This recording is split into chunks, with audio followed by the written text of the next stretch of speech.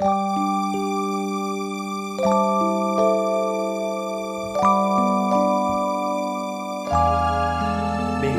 7 Agustus tahun 2021, tema khotbah Merdeka dari Kegentaran.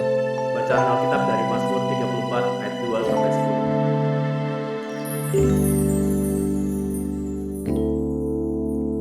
10. Dari Daud, pada waktu ia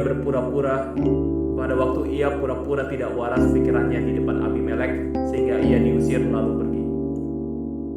Aku hendak memuji Tuhan pada segala waktu. Puji-pujian kepadanya tetap di dalam mulutku. Karena Tuhan, jiwaku bermegah. Biarlah orang-orang yang rendah hati mendengarnya dan bersuka cita. Muliakanlah Tuhan bersama-sama dengan aku. Marilah kita bersama-sama memasyurkan namanya. Aku telah mencari Tuhan, lalu ia menjawab aku, dan melepaskan aku dari segala kegentaran. Tunjukkanlah pandanganmu kepadanya, maka mukamu akan berseri-seri, dan tidak akan malu bersih-bersih. Orang yang tertindas ini berseru, dan Tuhan mendengar. Ia menyelamatkan dia dari segala kesesakannya. Malaikat Tuhan berkemah di sekeliling orang-orang yang takut akan dia, lalu meluputkan mereka.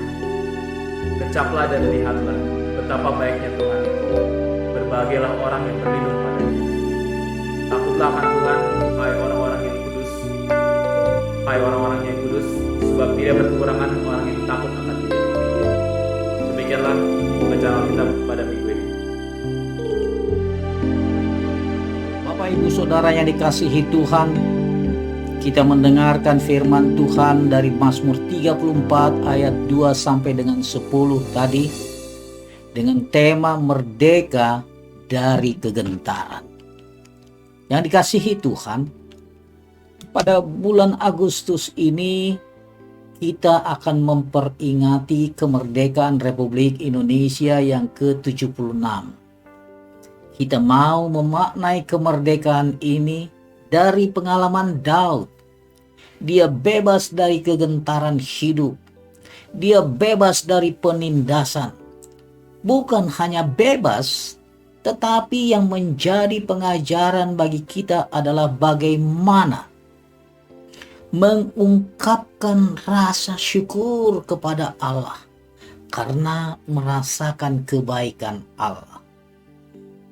Juga kita mendapat pengajaran bagaimana mengajak semua orang-orang baik untuk percaya kepada Allah dan mencari Tuhan.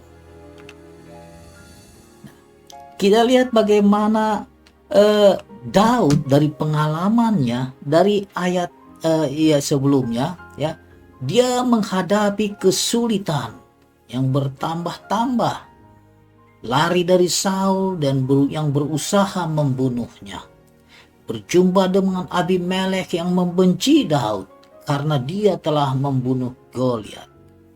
Ini suasana batin yang dirasakan oleh Daud pada saat itu, ya.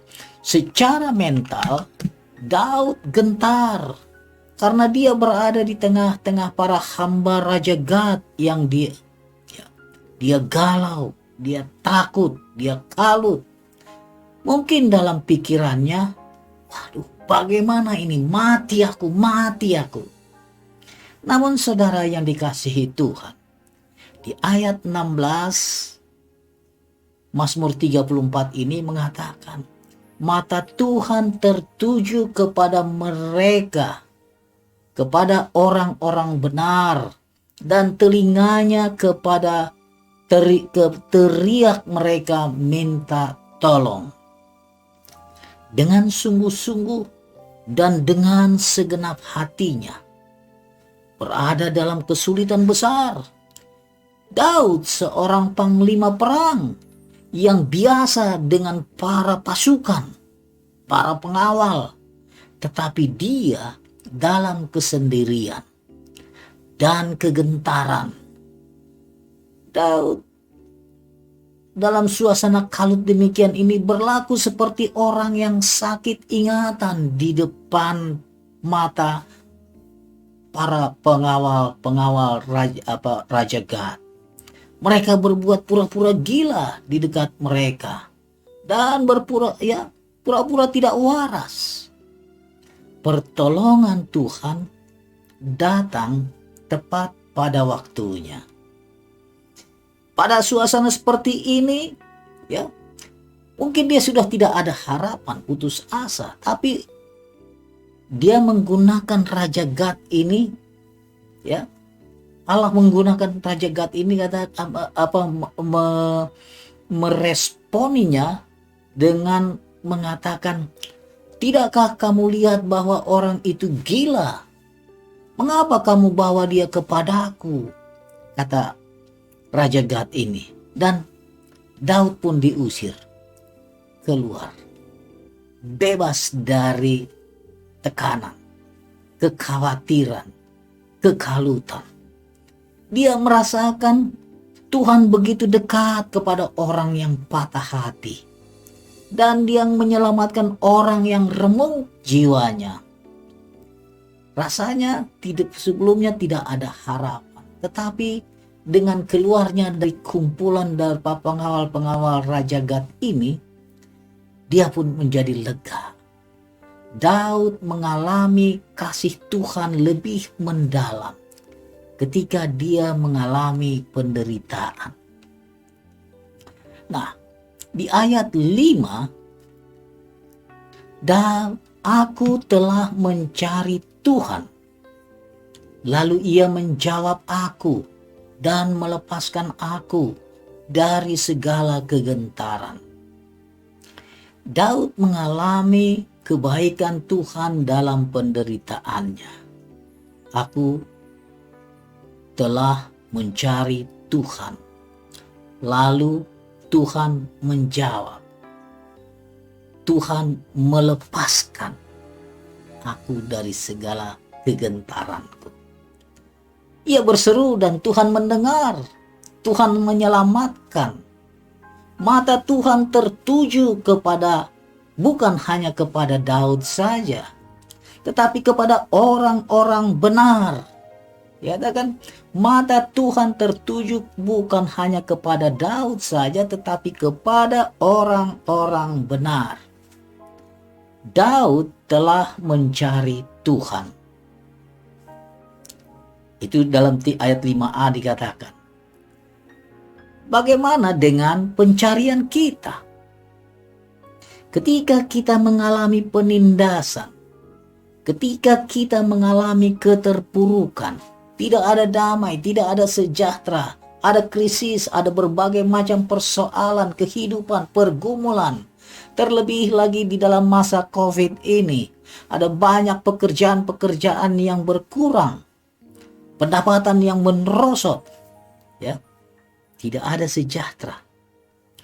Kata telah, ya, aku telah mencari Tuhan, telah di sini menunjukkan bahwa pencariannya sudah dari sejak dulu, present perfect tense, dan dapat dibuktikan sampai saat ini.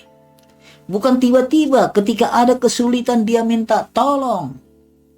Dia dalam kategori kelompok orang-orang benar. Mata Tuhan tertuju kepada orang-orang benar.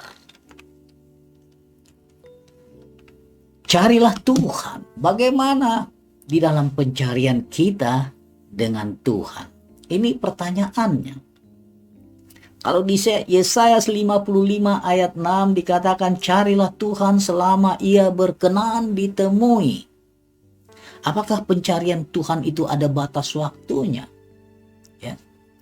Di era COVID-19 ini, ya, seminggu yang lalu ada beberapa teman yang sebelumnya ada tiba-tiba tidak ada. Pencarian dikatakan tidak selamanya. Ada waktu perkenan Tuhan, waktu yang Tuhan berikan selagi ia berkenan ditemui. Ya. Bersyukur, ya, teman ini kalau sudah mendapatkan hikmat Allah, beriman kepada Yesus, mendapatkan anugerah kehidupan kekal di dalam Yesus, mengandalkan Yesus dalam seluruh keberadaan hidupnya. Itu memaknai pencarian Tuhan, tidak terlambat mencari. Ya. Bukan hanya pada waktu ada kesusahan mencari Tuhan, tapi selama ia berkenan. Yang menentukan itu Allah yang punya waktu, bukan kondisi kita di dalam mencari Tuhan. Di ayat ke-7 Tuhan katakan orang yang tertindas berseru dan Tuhan mendengar. Dia menyelamatkan dari segala kesesakannya. Kita lihat bahwa keberpihakan Tuhan kepada orang yang tertindas itu nyata. Orang yang tertindas ini berseru, Tuhan mendengar. Tuhan menyelamatkan dia dari segala kesesakan. Tuhan membebaskan, Tuhan memerdekakan. Saudara yang dikasihi Tuhan, saat ini juga kita dalam minggu-minggu ini akan merayakan kemerdekaan Indonesia. Kita akan peringati bagaimana campur tangan Allah tepat pada waktunya. Pada hari yang terakhir, ya, sebelum diundangkan, the founding fathers dengan segala hikmat dan kebesaran hati, mereka mengundangkan Undang-Undang Dasar 45 yang di dalam proses penyusunannya ada anak Tuhan juga turut bekerja sehingga Undang-Undang Dasar ini final diterima sebagaimana ada seperti saat ini. Apa respon dari orang yang merdeka? Daud di ayat 2 katakan, aku hendak memuji Tuhan. Setelah keluar dari kekalutan, kegalauan, kesulitan, Daud katakan, aku hendak memuji Tuhan. Ya, itulah respon, ya, dari orang yang merdeka. Kapan dia itu memujinya? Ya, pada segala waktu. Dia tidak bicara tentang pada waktu-waktu tertentu. Puji-pujian kepadanya tetap di dalam mulutku. Ya.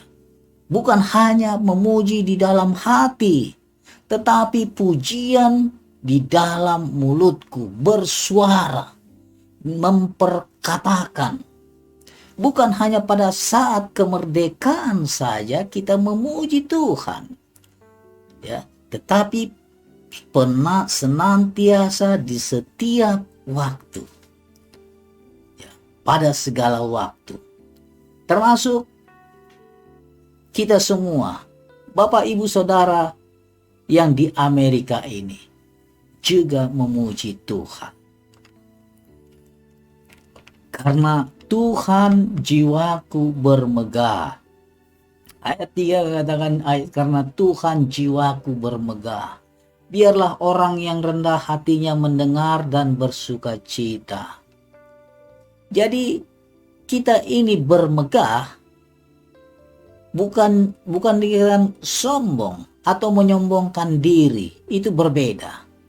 Bermegah itu Allah karena Tuhan. Itu kepada siapa? Kepada biarlah orang-orang yang rendah hati mendengarnya. Itu orang yang rendah hati, dia akan bermegah. Tetapi kalau orang yang tinggi hati, dia akan menyombongkan diri. Itu perbedaannya. Bagaimana kita tahu bahwa kita rendah hati? Ya, orang yang rendah hati mengenal dirinya, tahu kesalahannya, tahu kekurangannya. Itulah orang yang rendah hati. Dia mendengar dan dia bersuka cita. bersorak-sorai, memuji Tuhan. Itu ungkapan langsung batin yang keluar dari suasana batin orang yang bermegah, yang rendah hati. Di ayat 4 dikatakan, muliakanlah Tuhan bersama dengan aku. Ya, muliakanlah Tuhan bersama-sama dengan aku. Daud mengajarkan kepada dalam memuliakan Tuhan, bukan memuliakan sendiri, tetapi dia mengajak orang-orang lain juga bersama-sama merasakan, ya, kemuliaan itu yang dirasakan, sukacita itu. Mari kita bersama-sama memasyurkan namanya. Mari, satu ajakan.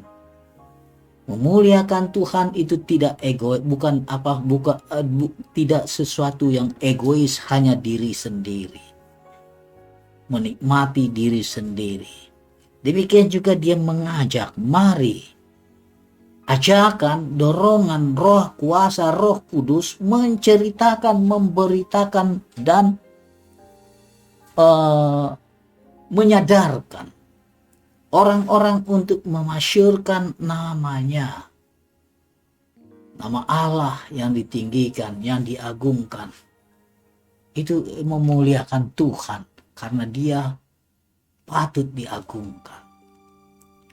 Nah, di ayat yang ke-6 ya tanyakan, tujukanlah pandanganmu kepadanya. Kita fokus kepada Allah, pandangan kita fokus, maka dari fokusnya itu, maka mukamu akan berseri-seri, wajah kita akan nampak berseri-seri. Tujukan pandanganmu kepada Tuhan. Saudara yang dikasihi Tuhan, dalam suasana online ada banyak pelayanan live streaming atau melalui Google Meet atau Zoom meeting, ya. Tentu pandangan satu dengan yang lainnya lebih nampak. Ya, lebih nampak ya. Kita melihat teman kita satu dengan yang lainnya. Kalau di gereja masing-masing menghadap ke altar. Tapi kalau di dalam Zoom meeting atau Google Meet, masing-masing menghadap kepada kita. Dan semua kita pun menghadap kepada mereka. Itu bisa terlihat, ya. Bisa melihat satu sama yang lainnya. Bagaimana dengan wajahnya? Ya. Berseri-seri kah? Mutung kah? Atau dia sembunyi di balik video, mematikan videonya, ya. Muka akan berseri-seri, ya. Pemazmur mengajak para pembacanya merespon Tuhan agar pengalaman hidup mereka diperkaya. Mari saudara yang dikasihi Tuhan, pandang Tuhan, maka hidup ini akan penuh dengan sukacita. Takutlah akan Tuhan, maka Dia akan mencukupkan segala kebutuhan kita. Ya, kamu akan berseri-seri, ya. Ada sukacita, ada damai sejahtera, ada shalom di wajah kita. Ada pancaran, ya. Pancaran Yesus di wajah kita. Dia tidak merengut, tidak mutung, atau tidak bersungut-sungut. Tapi sukacita Allah, ya, pujian, pengagungan, kemegahan yang diberikan Allah kepada kita. Itulah pancaran daripada hidup orang percaya, orang yang merdeka, orang yang dibebaskan dari segala kegentaran, kekalutan, ketakutan. Kita tentu ingin seperti bagaimana pengalaman Daud ini yang dimerdekakan. Bukan hanya itu. Di ayat 8 dikatakan malaikat Tuhan berkemah di sekeliling orang-orang yang takut akan Dia. Coba, Tuhan mengutus, bukan hanya mata Tuhan yang memandang, melihat masalah, tetapi dikawal, ya. Orang-orang yang takut akan Dia itu di sekeliling kita berkemah malaikat Tuhan. Meluputkan dari segala masalah, bencana, kesulitan, kekalutan dalam hidup ini. Daud mengalami kasih Tuhan yang lebih mendalam justru di tengah penderitaannya. Dia merasakan Tuhan itu begitu dekat dengan orang yang patah dan yang menyelamatkan orang yang remuk jiwanya. Malaikat Tuhan membela, melindungi, ya. Itu makanya terlalu dalam doa kita mohon, bukan Tuhan yang menjaga, tapi malaikat Tuhan berkemah di sekeliling kita. Itu doa kita, agar Tuhan mengutus malaikat Tuhan membentengi, melindungi, menyertai kita dimanapun, kapanpun kita berada. Malaikat Tuhan melayani kita, membebaskan kita dari tangan-tangan musuh, orang-orang yang mencoba mengusik, mengganggu kita. Ini merupakan penjagaan Allah kepada orang-orang kudus. Mata Tuhan tertuju kepada orang yang benar, telinganya kepada teriak mereka yang minta tolong. Oleh karena itu, saudara yang dikasihi Tuhan, di ayat 9 katakan, kecaplah dan lihatlah betapa baiknya Tuhan itu. Ya. Mengecap itu menikmati, bukan cuma melihat, ya, tetapi ikut serta menikmatinya, membuktikan bahwa Tuhan itu baik. Rasakan, bukan cuma omong saja, tetapi memang betul-betul dirasakan dalam kehidupan ini. Perlindungan Tuhan, penyertaan Tuhan dalam segala kondisi, cuaca, suasana. Betapa baiknya Allah. Lihatlah bahwa Tuhan itu baik. Allah itu memiliki rancangan yang baik terhadap umatnya. Dia telah menyediakan hal-hal yang baik bagi kita. Dia membuat janji-janji yang baik, rancangan damai sejahtera, bukan rancangan kecelakaan. Dia menganugerahkan pemberian-pemberian yang baik kepada mereka di dalam Yesus, gembala yang baik, yang telah memberikan nyawanya untuk domba-dombanya. Dia adalah sumber segala hikmat, segala rahmat kebaikan bagi umat Allah, bagi orang-orang percaya. Dia telah melakukan pekerjaan yang baik bagi kita, yaitu pekerjaan penebusan. Menebus kita dari gelimangan dosa. Maut telah dikalahkan. Oleh karena itu, berbahagialah orang yang berlindung kepadanya.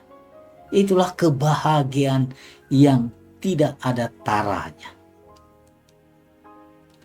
Di ayat yang terakhir katakan, takutlah akan Tuhan, hai orang-orangnya yang kudus. Sebab tidak berkekurangan orang yang takut akan Dia. Setelah mengalami kebaikan Tuhan, Daud tidak hanya dipenuhi oleh syukur dan pujian, tetapi juga direspon dengan takut akan Tuhan. Takut akan Tuhan itu bukan berarti sembunyi, tapi takut akan Tuhan itu ada ungkapan kekaguman, ada hormat terhadap firman, dihargai firman itu. Baik itu perintah maupun larangan dilakukannya. Itulah orang yang takut akan Tuhan. Kepada orang-orangnya yang kudus, kepada mereka yang takut akan Tuhan, Tuhan memberikan janji tidak berkekurangan orang yang takut akan Tuhan. Ya.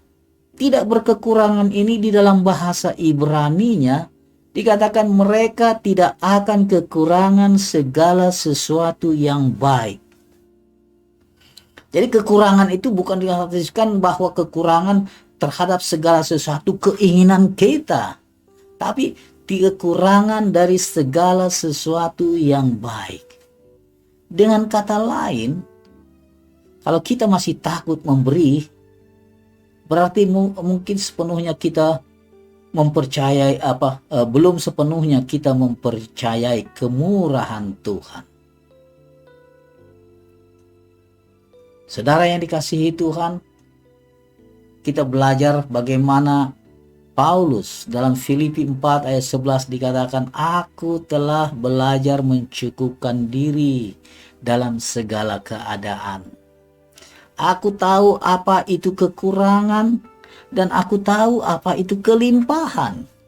Dalam segala hal dan dalam segala perkara tidak ada sesuatu yang merupakan rahasia. Jelas, mau kurang mau lebih sama saja. Baik dalam hal kenyang maupun dalam hal lapar, baik dalam hal kelimpahan maupun dalam hal kekurangan. Tidak ada yang berbeda. Sama dirasakan ucapan syukur, pujian, keagungan, kemuliaan Allah. Saudara yang dikasihi Tuhan, oleh karena itu, di dalam Ibrani dikatakan Tuhan Yesus dalam hidupnya sebagai manusia telah mempersembahkan doa dan permohonan dengan ratap tangis dan keluhan kepada Dia, kepada Allah yang sanggup menyelamatkannya dari maut, dan karena kesalehannya Ia telah didengarkan. Mata Tuhan tertuju kepada orang benar, kepada teriak minta tolong. Tuhan itu dekat kepada orang yang patah hati, dan Ia menyelamatkan orang-orang yang remuk jiwanya. Oleh karena itu, kemalangan orang banyak memang benar, orang benar itu banyak, tetapi Tuhan melepaskan dia dari semuanya. Bapak Ibu yang dikasihi Tuhan, dalam pencarian kita kepada Tuhan, selalu ada jalan keluar. Respon terhadap pertolongan Tuhan itulah yang menjadikan pujian di setiap waktu, di setiap saat, setiap tempat. Tujukanlah pandangan kita kepada Allah. Sukacita besar akan terpancar dalam wajah kita. Wajah yang berseri-seri. Dan saudara yang dikasihi Tuhan, jangan menikmati sendiri, tetapi ajaklah semua saudara kita, teman kita akan kebaikan Tuhan, dan bersama-sama menikmati kebaikan Allah itu. Mengucap syukur atas pembebasan atau kemerdekaan bangsa Indonesia. Tuhan memberkati. Amin. Kita berdoa. Bapa di dalam surga, kami mengucap syukur bagaimana pengalaman Daud kami boleh pelajari, yang dia tertindas galau, gegentaran ke penderitaan. Namun pada waktunya Tuhan datang, Tuhan tolong. Tuhan berikan pembebasan, lepaskan dia dari kesulitan. Terima kasih Tuhan Yesus. Kami pun boleh percaya, melihat, dan telah mencari Tuhan. Bukan hanya pada saat kesulitan saja, tetapi di kapanpun kami boleh melihat pencarian di dalam kehidupan kami. Melakukan pencarian Tuhan kapanpun selagi Tuhan berkenan ditemui. Berkati setiap kami Tuhan Yesus. Berkati kami Bapa di dalam surga. Ajar kami Tuhan mengucap syukur, memuji Tuhan atas segala pertolongan yang Tuhan telah berikan. Allah itu begitu baiknya. Kemurahan Tuhan tidak berkekurangan untuk melakukan segala sesuatu yang baik dalam kehidupan kami. Terima kasih Bapa di dalam surga. Nama Tuhan dipuji dalam Yesus Kristus. Amin.